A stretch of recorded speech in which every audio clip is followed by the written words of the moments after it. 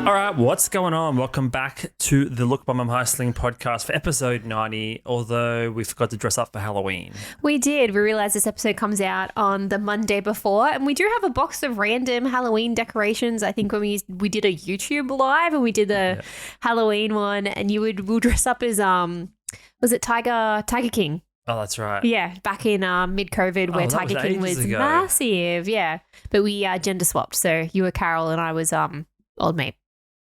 Carol Baskin. And then I was, what's the dude's name? I can't even remember now. Feels like it's 1,000 years ago. What was his name?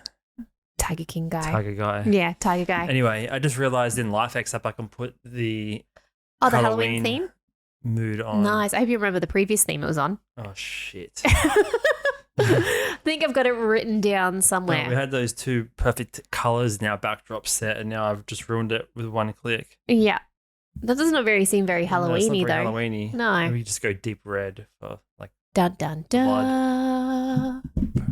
Okay, well, I've ruined the flow already. That's fine. It's all good. We'll get back there. We got the slasher backlights going on, apparently. Yeah. Actually, I've seen this thing going around. I think it was either a reel or like TikTok of partners asking their husbands or whatever to get the Scream mask, and it's like a foreplay type thing. Maybe like when they watched as teenagers, they thought the Scream guy was sexy, and then what's the Scream mask called? It has like a particular name. I think it's just called Scream Mask. No, it's like has a name. I can't remember what it's called. It doesn't have a name. It does. It does. Anyway, but yeah, they're asking the partners, and then they're just like they're like leaning on and go, in the mask because it's like a Halloween thing. Yeah. Not my jam. I'm not. I was about to say, like, I thought you didn't like scary movies. I'm not a horror fan at all. I remember watching Scream when I was maybe in like year 8 or year 9, and yeah, it was horrifying. I hated it. Don't like them. So no serial killer fetishes for you then? No, not my thing. Duly noted. Yeah. Yeah, wouldn't recommend. I'm easy to scare anyway. You can jump up on me, and I'll be scared. All right, I'm going to pivot us out of this train wreck right now. Halloween. Yeah. Halloween, yeah. So I'll talk about. It's fine. It's where we're at. But anyway, we were meant to do a theme, but we didn't, and it's fine. Didn't get costumes. No. I had a couple of cool costumes that we thrifted last year, but I sold them for money, so that was more important to me, I guess. No, we do find some really cool random things, but it's not worth having the space for it. Yeah. No. Yeah, we definitely don't have... I mean, there's houses on the next street over that are covered in cobwebs. Mm-hmm. Well, it's like the Christmas thing. How long is appropriate to leave it up beforehand and afterwards? Yeah, or even like 15 years ago, Halloween was like not a thing here in Australia. It's just like throughout the years, it's just gotten more popular and popular. Yeah, I think we did it a couple of times as teenagers, but it was more just a reason to go outside. Yeah, well, that's when it started gaining momentum, like when we were teenagers, but not when we were kids. But now you have kids now, and they're like trick-or-treating and doing Halloween stuff. They're probably doing school arts and craft projects all the week for it. Mm-hmm. Yeah, whereas just not wasn't a thing here in Australia for some reason, but now it is. They'll do anything to divert the kids' attention from our real education. Let's make a cake that looks like a spider, or a pumpkin cake. Yeah, pumpkin cake. Why not? I don't know. They'll just find anything. Oh, this is part of the curriculum. They're learning about Halloween. And be able to just chance to buy decorations or make money on decorations and all that thing. Well, that's a whole different hustle altogether. Seasonal. Like you said, we bought those decorations a couple of years ago. Haven't used it since. No. And then if we had have used them for this episode, because it is coming out on Halloween Eve, I guess, then it would have paid off at least the second time in terms of how if it was actually getting it used or not. That's right. We can use it next time around. Yeah, that's what people tell themselves every year. We'll use it next time around. And then it goes a decade and you've realised that you've only used it on that first year that you bought it. Yeah. You've got cobwebs and spiders and you got all sorts of junk. And then you have Christmas, then you have Easter. I mean, these holiday decorations, the markets, they're a bit opportunistic, I think. Oh, of course they are. Of course they are. It's just how they make it extra. Even if you go to Kmart now, it's not even November yet, and there's probably the middle aisle is full of plastic Christmas trees to sell to broken homes. Mm-hmm. That's what it's all about. Broken home Christmas trees that you get at Kmart.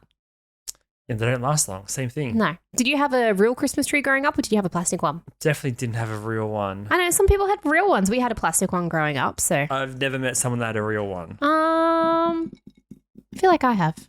And just because they drop they're not leaves, but whatever the green parts are, they just like drop really, really easily. Needles? Yeah, needles. They drop those really, really easily. It's just a lot of cleanup. There's only rich people that get those. There's no just normal working class type person that's going and getting a real Christmas tree because I feel like they're too large to get into your home anyway. Yeah, I mean, you can get them at different sizing. So they plant them like Just different get, times bonsai throughout the year. version, you're telling me? Yeah, look at a little bonsai one. You could. I mean, Bunnings sell like little pine trees. What are they called? Mini pines?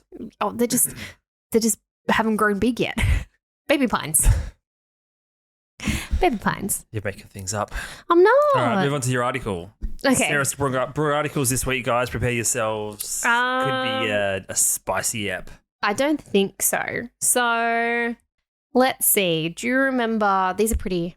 Sell it to me. No, I'll sell it to you. Let's see if I can do the old MacBook Air. See if that works. So yeah, if we haven't mentioned it already, it's episode 90, right? Yeah, it is. Yeah.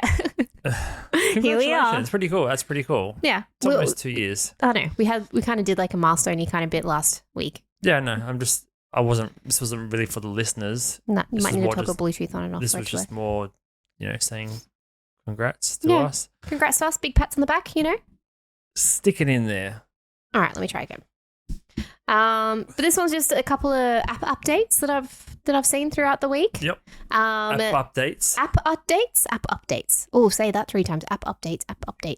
Yes, it's very hard. Not that hard. No. So Threads is adding polls and gifs as it continues to chase X. Sorry, what? Threads? Yeah. Are adding polls. Polls and gifs. And gifts. Gifs. Like a gift or a gif? GIF. GIF. GIF.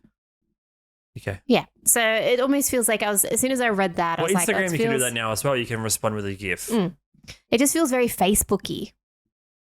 Yeah. Because like Facebook was very much like memes and like GIFs and stuff. That's something you could always do. You'd have GIF war with people. Would you? Yeah, you'd have like GIF war and like Facebook, whoever GIF could have. warfare is what you're telling me. Yeah, GIF warfare, and whoever had the best comeback or could articulate what it is that you're trying to say. So whoever can just do the best search within any given GIF. Yeah. Like to say you have a conversation. Yeah, and then you can like support it with like the perfect GIF for it. So okay. yeah, but this is like very much mid like 2000s, like where GIFs were huge. No one really uses them much anymore. They just do, thumbs up emoji and so stuff. what are you saying? Is they're behind the 8 ball? Like, are they too slow to move, or is it good that they have GIFs or not? I have no opinion about it. It's just they're just adding more. So like because how it's always like, oh, we still have heaps of users and stuff like that, like because it's going up and down because it's still Threads. Yeah. Well, I read today he thinks that by like 2028 there'll be 1 billion users on there. I don't know if that's possible. But yeah, it's one of those ones like as it grows, they're just going to keep like subtly putting in more and more things to like keep people interested. Of course. This is new, but is a GIF going to make me want to write more or to communicate more? Probably not. And even a poll is just like, it's like an easy tap kind of like, it's just a low key like engagement with your audience. It's not very kind of.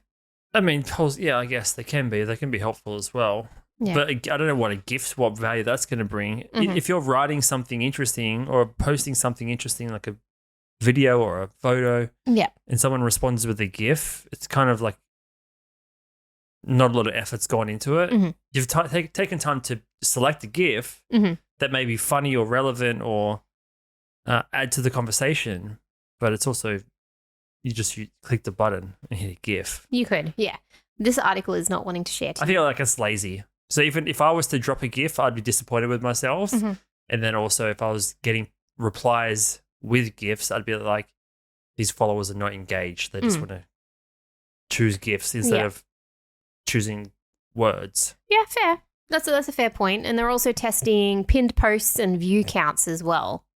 They're what? Testing pinned posts. So you know how you can pin a post? Just a bit boring news. Yeah, I know. And then, view counts and stuff. So I guess you can see how many people are kind of like messing with your stuff that you post. So, yeah, they're just becoming closer to... Exactly. Twitter. Old school Twitter, yeah. And in saying this is the second article I have. So do you remember Pebble, like when that launched as well? Like the Twitter kind of... Pardon me, is this not coming up? No. I'll try again. Like I'll turn my Bluetooth on and off, but... I think you just... Let me see if it'll work. Yes. Hold on. I'd prefer to see it on the big screen. Yeah. Let's see if that'll work. Because I haven't heard the... when it signs across. All right, well, Sarah's doing the technical... That's not working. Do you want to... Is this the Threads one or do you want the other... Oh, you got it? Came through? Well, I got two links. Did the Threads one and then the other one come through? Doubly special, no. No. All right, change it over. Okay. Yeah, so this is just Threads is adding polls. Whoa, you're adding... Yeah. So this is like... this is the amount of times I've tried to send it through. Now it's all coming through. Third time is a charm, apparently. So Threads is adding polls and gifs as it continues to chase X. Meta is also testing pinned post and view counts, as Sarah was saying. So Meta is going to let you make polls, insert gifs right into the Threads post composer. And then you can also, as Sarah said, this is the sixth time we're saying it now, you can you can have pinned posts on your profiles. The polls and gifs are rolling out now. Zuckerberg demonstrated by posting a GIF and another post with a poll. Wow, we're really giving people so much info here right now. It's the small things. So you mentioned it. I've just reinforced it via the article. Yes. And then in the third paragraph, it does it again. Yes. So just in case people weren't sure. Yeah, just in case you didn't hear, polls and gifs. Yes. Correct. Polls and gifs and tweets oh my. All right. This episode is slowly falling apart. It's really slowly falling apart. It's been chaotic today. I'm It's fine. tempted to do a retake of the first 15 minutes, honestly. It's too late now. We're too far in. We've come too far. Too far. It's fine. This is, you know what? This can be a bit of not a motivation thing, but we always don't learn from our mistakes. No, I'm just saying, like, it's one of those things, right? This is going to be one in 90. No, 90. So this is our last episode. It's going to be one in like so many episodes, and it's going to go, it's going to go amongst all the others, and we're not even going to think about it and stuff like that. It's just about doing our reps, showing up, trying to enjoy ourselves at the same time, making each other laugh, having a drink. Yeah, I don't want to laugh at ourselves live though. That's just disheartening. I laugh at myself all the time. I'd laugh at funny things, but not at us failing a little bit. Failing to navigate episode 90 with any sort of ease. Yeah. All right, back to the article. But just saying that, we are having fun. Yeah. Yep. You sound so convincing. Deep breath. Yeah. I think if we had the Halloween costumes, it would have got us through the first 15 minutes. 100%. Maybe some decorations. Could talk about that. Yeah. Just a little like... All right, anyway, Zuckerberg's poll has 3 options. You can include up to 4 and a timer that counts down how long users have to vote in the poll in real time, which is a nice touch. To be able to see the results of the poll, you have to vote in it. So it's just, okay. More or less, more apps are becoming the same, guys. This is the big news. The apps are becoming the same. Yeah. Hey, did you miss the old Twitter? Go onto Threads. It's becoming the same as the old Twitter. It's becoming the same as what you once loved. To be, yeah. All right. So that was a great article. What's next? So the other article I have kind of ties into this one as well. Just goes a bit back to back, Let's see if this will actually open up. And about to go vacation in Larrimah in a minute. Larrimah, sorry. Recently watched that. I know you talked about it on your pod, but I didn't. I was going to talk about it here. Okay. Yeah, but we'll talk about Larrimah after then. Last stop Larrimah. Last one. Could you... How does it sound in American accent? Focus on this segment of the show. All right. So this one, do you remember Pebble? No. So Pebble was just like a replica of the old school Twitter. But now it is shutting down just after 5 weeks. So an app no one's heard of is shutting down. No, like where are you getting these articles from? The internet. Engadget. Engadget is the website this is from. It's like saying, remember that thing you forgot about? Yeah, it stopped existing. Just in case you weren't aware of that. We talked about it ages ago. I remember. Carry on. Sometimes we talk about tech on this show and sometimes we talk about apps. Yeah, but we don't and talk about tech that no one knows about that is now even less relevant. It's because we're underground. Very underground. Now I see the selling point, the USP. Oh. We're underground, right? So we have to talk about underground things no one's heard of us, so we have to talk about things no one else has heard of. Interesting. Now it's starting to make sense. So we're like kind of grungy underground. Mm-hmm. Like dark web. Yes. Not really dark web. Not dark web, no, not that far. No, here we are drinking our Just gins in the darkness. In the darkness, yeah. All right. With incorrect lighting. But yeah, does that make sense? Well, yeah, now I see the future direction of the show. We're coming live from the underground. That's us. Underground, we're grungy, bit of dirty. Mm-hmm. You know. We live in like a meerkat over here with my head above ground, but apparently I'm underground. Yeah, you're underground. You're all right, cool. move on. Yeah, so the Pebble app is no one cares about. So it's gonna shut down. Oh fuck! This might be the shordest episode ever. Hey, you didn't have anything prepared, and this is how does it affect my life? So the crowded field of Twitter clones has just widowed a bit. A Pebble has officially exited the game, announced via email to Engadget, the social media site formerly called T2 Social, actually created by ex-Twitter employees. The announcement came about just 5 weeks after the rebrand. Hey, read it like people can understand. I'm speaking English. Okay. Maybe it's one of those days, but the company is transparent when it comes to the reasonings behind the closure, saying we are not growing quickly enough for investors to believe that we will break out. So the biggest thing was like ex-Twitter employees created Pebble and made it look like Twitter, but it ain't working. It didn't work. No, didn't work out. Which like is one of those things where they say, is X going to survive and stuff? It looks like it will be in the long run. Like it's a long game. So like what's the moral? What's the lesson here? Got to do your own thing. Don't copy what someone else has already done. Okay, yeah. I mean, it has worked in the past though. Yeah, it has. So why didn't this work? Maybe because people didn't want it enough. Or didn't need it enough. Maybe with Threads coming along, that kind of filled other people's gaps, right? So people already use Threads or Instagram and people use Twitter. So it's just an easy adapter rather than having a brand new app that no one really knew about. You just can't have the same product or same service. Mm-hmm. That's clearly the same thing under a different name. Unless you're big enough of a company to actually be a main competitor, like Threads to Twitter, for example. Mm-hmm. But to start from the ground up and to try and compete with someone that's on the 20th level already, impossible. Unless you're willing to stick it out for 50 years or a decade. Yeah. And most people aren't. They just, they fade away. I talked about Poshmark and eBay and the shutdown and removal of Poshmark e-commerce platform from the Australian, UK and Indian market. Same kind of thing. You can only compete if there's enough of a differentiation. Yeah, but then you're saying that at the extreme other end, like we just been observing for the last months, all these apps, Snapchat, TikTok, Meta, Threads, all of them are kind of slowly incorporating features from one of the others, and they're all kind of moving in the general vicinity of becoming the same thing. Especially Threads. Threads is probably the biggest culprit or the biggest example, most obvious example of looking exactly like another platform. All the rest of them have their own individual perks, but Threads is almost identical. Well, the Meta group has always been known for like incorporating something, right? So Instagram Reels came from TikTok.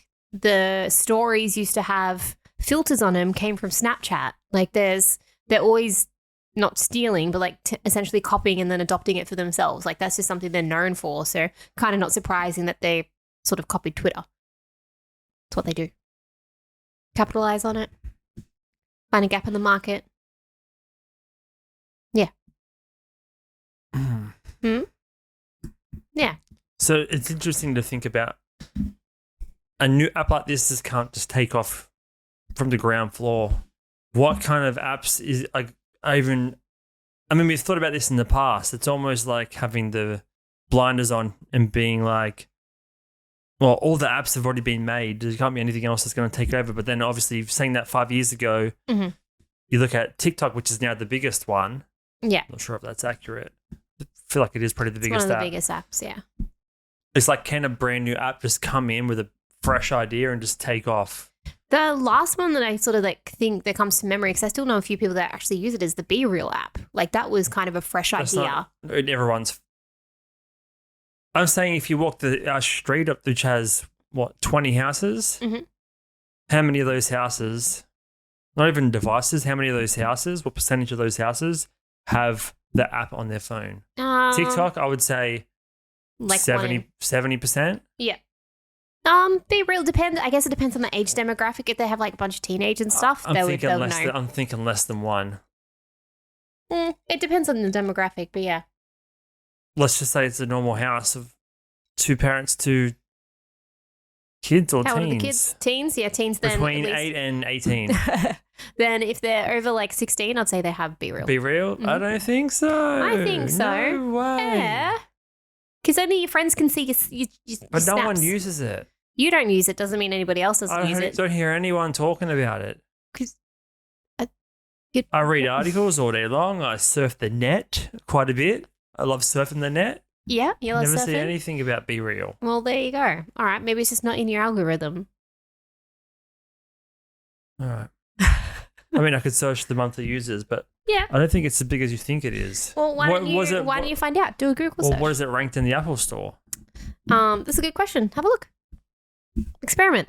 Come on. No, play with me here. It's boring. It's boring. Right. Boring. Well, unless you have something else fun to experiment I with. just don't think it's that big. I think Snapchat's bigger. No. Yes. All right. Maybe. You don't think so? I don't know, because Snapchat's kind of waning. No, Snapchat's picking up massively. Is it? Yeah. I thought it was on the They got a downside. huge creator incentive fund now. You can get paid on there pretty good bucks. Oh. So David Dobrik and that live on there. Right. They cancelled David Dobrik. Who did? No, David Dobrik got cancelled. Did he? Yeah. What for? For like SA stuff. SA. Yeah. Like some of his friends Oh. and stuff. Yeah. Oh. What was that? Was that the clip for the headphones? Yep. It's getting fidgety. You do need a fidget spinner. You'd probably love one, I'd say. App Store, social media. Ranking. Let's have a look. WhatsApp. Top 10. Number 2, Telegram. Number 3, Facebook. 4, Threads. Google Meets, Messenger. Discord. What's a Locket widget? Where? Locket widget. Never heard of it. What's No, I bet it's like a Zeme? couples thing. It is Zeme. Be Real. 17. Yeah, see, it's before Snapchat. There you go. Where is Snapchat? Not there. No, this is incorrect. Incorrect. Drew's not usually wrong. He doesn't like it. No. Is it considered a social media one? It would be. Locket. I don't think this is accurate. Oh, I know. I remember what Locket is. Actually, it's a really cool app. So you add it to your home screen, and then they just upload a little like message every day, and you can access it. So it's a widget you have on your home screen. Yeah. And instead of like going and pulling stuff from your camera roll, it pulls from what your friends have posted That day. and it gets displayed on the widget. Yeah. That's a pretty cool idea, actually. And it's good for like family and stuff. So when people like traveling or keeping overseas, they take like a daily photo or whatever, and you know what That's they're up pretty to. Yeah. So you don't have to go into the app. No, it just comes up. It's just like an Instagram post that's posted onto a widget. Yes. That's kind of cool. Yeah. I rate that. That's kind of, I might get that one. That's really nice. Maybe you can take photos and I can see you throughout the day. Well, that's asking you quite a lot. So Locket is a widget that shows live photos from your best friends right to your home screen. You and your best friends can see new pictures from each other every time you unlock your phone. It's a little glimpse of what everyone's up to throughout the day. So it's Be Real, Yes. but it's sent to a widget, Yeah. more or less. Mhm. And it's higher up than Be Real. So I would say Be Real kind of stinks, Yeah, wouldn't so- you say? Yeah, I guess so, but it's still better than Snapchat. Twitter for Twitter. No, I don't think Alright. these are... Anyway, Maybe. we're getting into the weeds here. Mhm. Yeah, the Snapchat's massive. We talked about it a while ago about the subscription models made a huge play the last couple of months. And there's so many creators that don't exclusively do Snapchat content, but push it quite heavily on YouTube. Oh, yeah, because it's a subscription, right? So you have to, it's like a Patreon, but on Snapchat. You get exclusive content. Well, we talked about the features before. You get all those different, you basically get little icons and stuff. It's not that much incentive to pay for a subscription. Anyway. Yeah. Snapchat's never been my thing. I don't think you've. When we first started dating, you were on Snapchat heaps. Yeah, but what was I doing? Just taking photos and using like the filters and stuff. Just being like cool and just, yeah.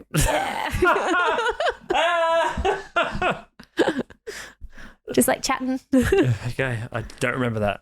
I do, because like I never really used it. And Seems like a lifetime ago. You're like, are you on Snapchat? And I was like, yeah, sure. I think I do remember. I'm just pretending now. Yeah. But that was like during the peak of Snapchat, and then, well, the peak for us anyway in our age group. So 2016. Yeah. All right. So that's what you've brought to the show for the big extravagant episode 90. You've brought Threads is still doing its thing. Threads are continuing to copy Twitter, is what you said, and then the second one was also that thing you didn't even know existed doesn't exist anymore. Yes. And then we discovered a cool new app. All right. Called Lock It. Give me a second. All right. See ya. Are you stretching? What are you doing? Preparing to save this episode. How are your shoulders? Is it? Do they hurt from carrying the weight? It's just the brain. All right. Really. Go for it, Mr. You're very good at making up songs. So if you got this far, if you got 30 minutes into the pod, appreciate you sticking around. I got to dig deep into the. Oh, you finished your ginger beer already? Yeah. It's desperate to feel something. All right, let me try and think of what's come out. No, anyway, so what I watched this week, very interesting. Australian doco. Usually Australian docos, not that big of a fan of them because it's usually around sports or I don't know, not much else, right? History, but yeah. But you don't really see the real Australia. The real Australia. The stuff that we didn't even get to see. Yeah. If we watch the news, unless you're watching ABC at like 11 a.m. in the morning, you don't see these stories. Yeah. You don't see these type of people. Like a very much like an American sort of like something you'd listen to on a true crime podcast.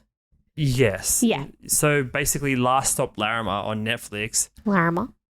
Is it Larrimah, right? Larrimah. Last Stop Larrimah. Great little 2-part miniseries? Yeah, miniseries on Netflix about this little quaint town called Larrimah up in the Northern Territory. Population 11 people. Yeah. In the middle of nowhere. Literally in the middle of nowhere in the Northern Territory, right? Northern Territory, just on this huge open stretch of road, halfway between two places that no one really goes to. Yeah. There's this little town called Larrimah. 11 people. And I was like, what's this documentary about? And it's basically a murder mystery. Yeah. Involving everyone in town. 11 people. It's like a whodunit kind of thing. It's a whodunit. And I don't want to give away like the ending or spoil it or anything. But if you just love small town quirkiness and you want to see it with just the most Australian, deep down under bogan type of characters. Yes. You're not going to get them any better than this. And something that was actually really interesting about this series as well, because I watched a little bit while I was just reading next to you, was because this town is kind of infamous for being so small that they've got footage of like a previous like interview and stuff done with the town from like a local news station. So they had heaps of old footage they could pull from, so it wasn't just interview style and getting people's like side of the stories and things like that, but they also had heaps of archive footage that they went through, which was really, really interesting. Usually they don't always have that.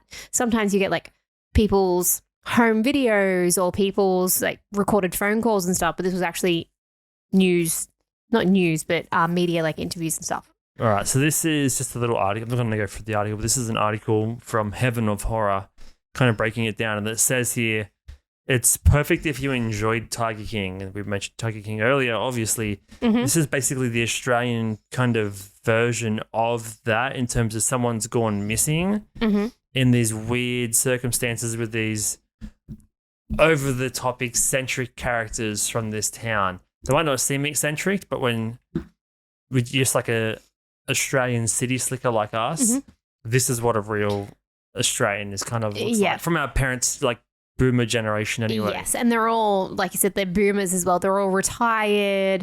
A lot of them don't really have any jobs. If they do, like one lady makes pies. Makes pies. That's a thing. Apparently the best camel pie, right? So the only thing happening in the town is a pie store and a pub. Yeah. And everyone's always hanging out at the pub, the same 10 people. And yeah, it's just a fascinating story of power struggles, and you'd think, 11 people, they must all kind of get along, which is your first interpretation. And then you start uncovering that basically every person has a rift with someone else. So you have, if you had a map or some sort of diagram of the 11 people in town on one side and then the others on the other side, and you tried drawing lines between them all, there'd be so many lines of conflict between each relationship. It looked like a psychotic, like, spider web of just like lines, and so you don't really know who's telling the truth, who's lying, who may be involved in this murder. Yeah, you just know that some weird stuff's going down in the middle of nowhere, and it's so remote from anywhere else that it's kind of hard to imagine anyone from outside that town being involved, because you would hear their car coming for kilometers away. Wasn't the closest police station like 400 k's away? I think it was 400. I think it was about 150. Right. Which is still a lot. Yeah, still long. Like, it's still a couple of hours. And I think it's one of those things that really sort of came to, like, as soon as I watched it, because it's such a small town or small population, it's one of those idle hands things, right? Like, idle hands will do wrong. So it's just because there was really nothing going on in that town. It was pretty quiet. They would make that drama, not make it up, but it would just get enhanced for just like some sort of entertainment. It would just be drama central. Well, normally if you're interacting with 20 or 30 people at a workplace, if you've been wrongly done by someone or had a small altercation with someone else or just anyone, it's very easy for that to kind of be forgotten about, because you've got 20 other things that have occupied your mind since then that are all probably been positive experiences, so you don't get time to stew on it or dwell on it too much. But we're in a town of 11, you kind of can't escape that. No, you can't avoid that person whatsoever, because you're literally going to bump into them. So yeah, it's just an interesting story about this weird murder or circumstance of this guy's gone missing, and there's no evidence, and there's no like real trail for the cops to follow at all. There's it's very bizarre. No witnesses. So the interesting part is the power dynamics in small groups like that. There's always a need for, like, they're basically fighting over the pub the whole time. Yes, they're always, the guy that owns the pub kind of holds all the cards for the entire town. So everyone's has these conspiracies about was this person involved because he wants to take over the pub, or was this person involved because of this altercation they had? It was they just don't like their dog. It's just small town soap opera stuff with a murder. Yes. It's set in the deep outback. So that's a solid 8 out of 10, little two-parter on Netflix. Yeah, like if you're a big fan of the Australian accent, well, this is the Australian accent when you hear it. Larrimah. Last stop, Larrimah. So that was my highlight of the week. And that's all I got to say about that. Yeah, fair enough. It's pretty interesting so far. I kind of wish I watched the last episode, but you watched it without me, so that's fine. That's cool. The ending was, the characters are fun. Yeah. But the ending leaves a lot to be desired. Gotcha. Yeah. Don't want to reveal too much, right? Murder. Okay. Murder. Any other good murder shows kind of things? I thought they'd be releasing a little bit more now it's coming up to Halloween and stuff, like scary things or you don't suspense. Like I know, like I don't like it, but like I can watch it. You can watch it. I can. Yeah. Okay, darling. I didn't realize you worked on absolutely fabulous. I can, darling. Yeah, I can watch horror. Did I sound really British just then? Oh, you did, darling. Yeah, sometimes I sound British unintentionally. Why are you looking at chairs for? It's an ad for the website. The ad blocker's not working. All right, I forgot to pay the bills again. All right, I'll put it back to the logo. So Last Up Larrimah was really good. What am I watching at the moment? I've tried watching a few new shows. None of them really hit. We tried watching Bodies. Oh, yep. And that Fell was asleep. based on a comic. Tried watching Fall of the House of Usher. Fell asleep. Apparently that's meant to be really good, though. Sorry? The House of Usher is meant to be really Before that? good. My laugh. Apparently. Apparently. Sorry. Apparently. I can't not see it. I know. Apparently that's meant to be really good. Fall of the House of Usher. Yes. Well, we're going away next week. We need to download some stuff to watch offline for Netflix. Yes. For a flight. So. Yeah. But we're going to do an episode before we fly out and then Hang probably... on. Yeah. Sorry. Fucking hell. We'll get there. Just slow it down. Just slow it down Mm-hmm. on the future episodes until we can get through this one unscathed. I know. This one's a bit not traumatic. So yeah, if you want to watch House of Usher, then you can download it offline and watch if you want. Read any cool books? Read any cool books? No. No. You're watching like a nature show at the moment? The books I'm reading is kind of boring. Fair enough. Not boring, but not really worth Talking about. Mm-hmm. Watching that new documentary. I mean, is it a documentary? Is it? I guess like kind of, series? but it's not really. It's an educational show. Life of. So this is the thing. It's on Netflix and it's one of these Life on Planet shows, but there's so many different titles for all these shows now. Right. There's Earth, there's Planet Earth, there's Life on Planet Earth, there's... It's not narrated by David Attenborough, is it? No, it's Morgan Freeman. Morgan Freeman. Almost the same. Life on Our Planet? That's a movie. If you search like Morgan Freeman, it might pop up. And Life on Our Planet. Life on Our Planet? Let me see. This is what I'm really enjoying. Mm-hmm. It's basically a David Attenborough style Docu-series? but it's not really it kind of is documentary but it is. It's documenting about the past, I guess, is what I'm trying to say. So it's kind of history as well. So it's Netflix beautifully realised historical biography of life. Certainly has ambition. Perhaps 4 billion species have existed in as many years of Earth history. An embarrassment of riches for 8 50-minute episodes. That's like a weird sentence. Okay, so this is an article from The Conversation. So the show is called Life on Our Planet. And rather than doing the sort of David Attenborough style documentary, which we all love, which goes and gets crazy camera angles on, I don't know, fluttering of wings, birds that live in trees and you can't get any footage of inside the tree trunk and all these crazy things, documenting species that are currently alive. Mm-hmm. This documentary goes into the past and dives more into the evolutionary biology and the branches in different lineages and I guess what's the word, the tree of life, if that makes sense. Mm-hmm. How different species, like what's the word, like different taxa, like mammals and taxa is like a taxonomy. Like the way it's hard to describe. I'm too tired to understand it right now. Usually I can like pick the words that you're trying to say, but I don't know what it is that you're trying to say. So it goes into the evolutionary biology of all the animals, right, along the timeline of where different types of animals branch out. So you have invertebrates and invertebrates and stuff, right? Keep talking science to me. Don't be annoying when I'm trying to articulate a point.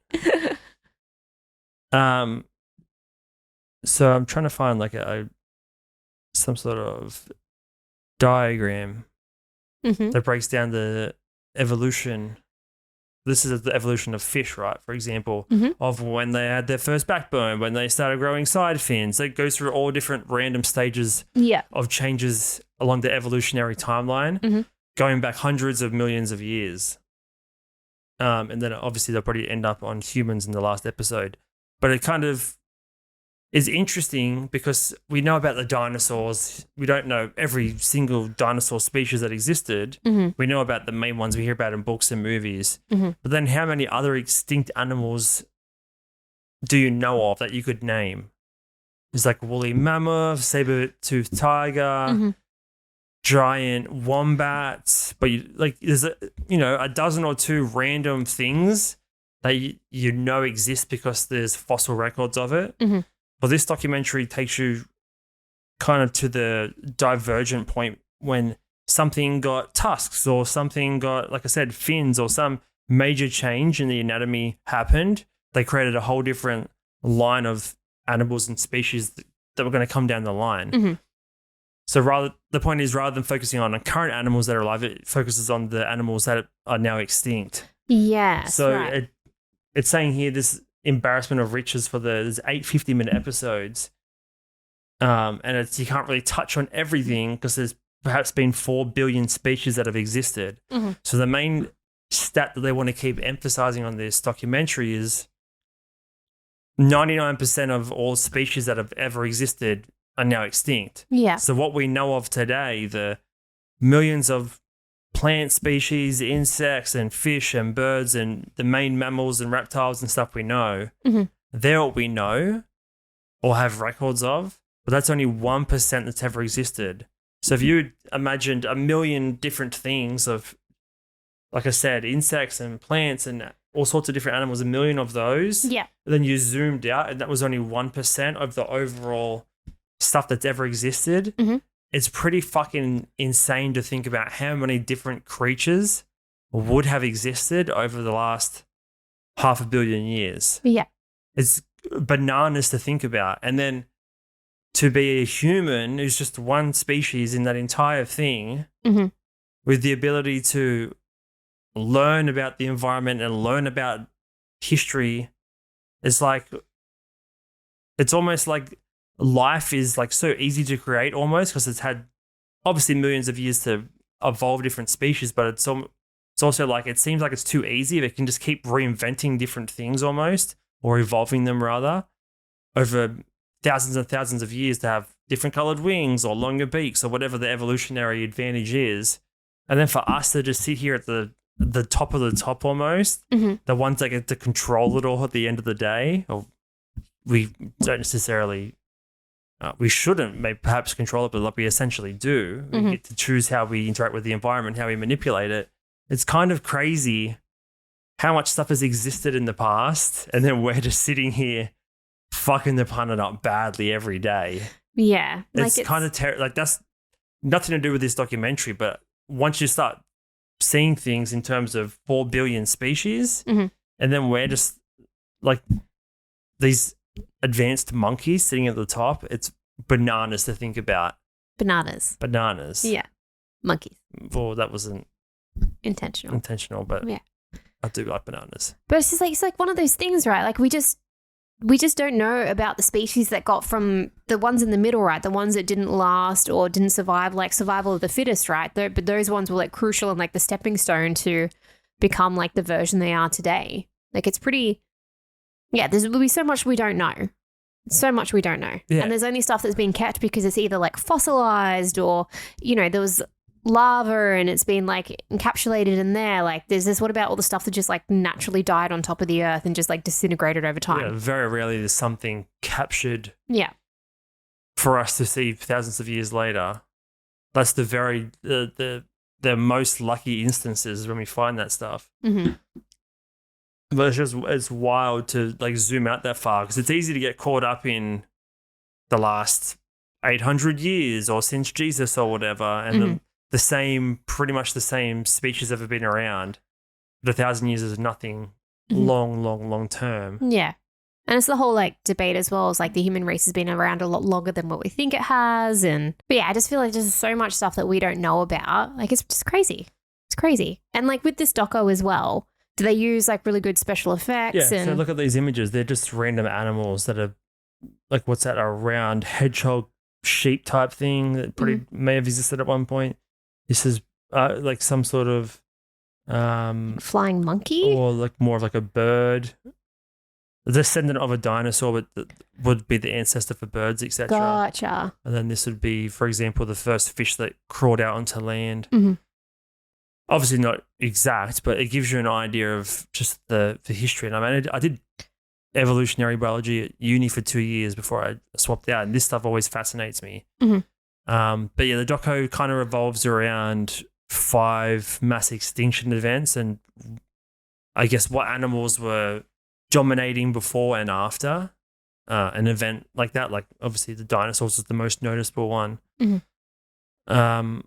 And yeah, just the ancestral lines for different types of animals, mammals, and reptiles, and everything. It's easy to just see what we have now and be like, oh, we live in this such a vibrant world, ecosystem where there's so many animals and things exist. But then if you take a step to think about everything that now doesn't exist mm-hmm.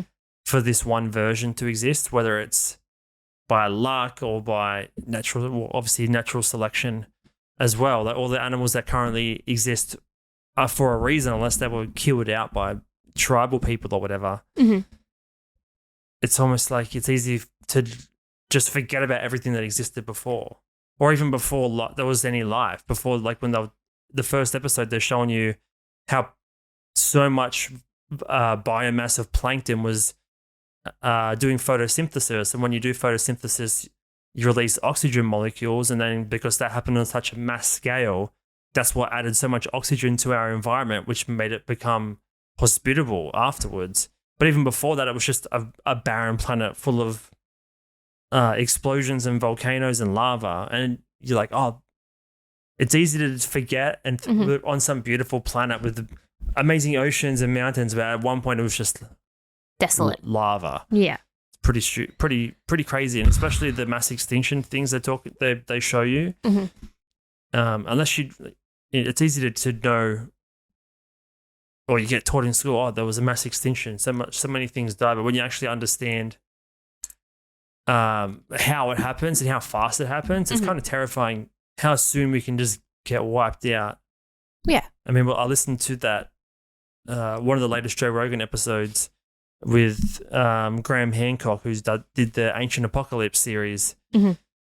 which talked about the lost civilization and or an advanced civilization that was lost to whatever, some sort of catastrophic event or global disaster. It's easy to see that it can happen again mm-hmm. anytime. Yeah. Which is pretty terrifying. No, it is. You just knock out the sun and we're done for. Just one asteroid, one mm-hmm. tidal wave, of some sort of underground event. Who knows? Mm-hmm. Done. But then in saying that the Earth is so old, is our little 100-year time frame, what are the odds of it happening in that little time frame? That's so true. And it's one of those ones, is it going to happen in our time frame, our kids' time frame? But literally anything would happen. All right, so if you have nothing to watch this weekend, you can watch the true crime thing, Last Up Larrimah, or if you want some biology or life and planet-type sciencey stuff, watch this one on Netflix. Mm-hmm. If you want to just jump on to a boring app that does something like another app, jump on to Threads. Yeah. And if you want, you can even subscribe to the pod and prepare for next week's episode. You could, and if you in the mood of it as well, might as well like and leave us a review. You're feeling gracious. Feeling gracious.